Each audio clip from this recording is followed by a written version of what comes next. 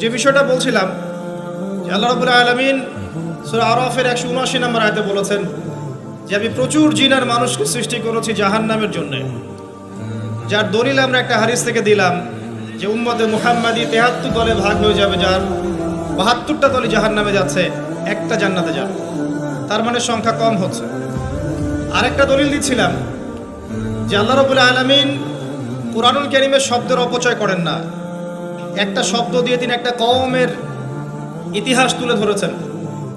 যেমন যুলকারনাইন যাচ্ছিলেন পূর্ব দিকে, যেতে যেতে একটা কওমকে দেখলেন যে কওমের সূর্যের আলো থেকে বাঁচার মতো প্রযুক্তি জানা ছিল না, এতই মানবেতর জীবনযাপন করত।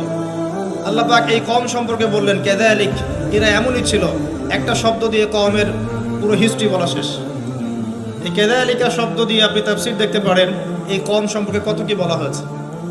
সেই আল্লাহ রাব্বুল আলামিন সূরাতুর রহমানের মধ্যে একই আয়াত 31 বার রিপিট করলেন বা 32 বার রিপিট করলেন। ফাবিআইয়ি আলাই রাব্বিকুমা তুকাযিবান, মানে কি, কারণটা কি? কারণ এই সূরার মধ্যে এমন কিছু আছে যেটা আল্লাহ পাক চাচ্ছেন আমরা বেশি বেশি করে বুঝি। তোমরা আল্লাহর কোন কোন নিয়ামতকে অস্বীকার করবে? আল্লাহ রাব্বুল আলামিন আমাদেরকে কৃতজ্ঞ হতে বলছেন এই সূরার মধ্যে।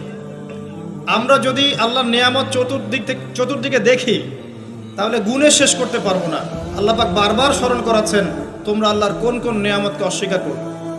এরপরেও মানুষ আল্লাহদ্রোহী আচরণ করছে।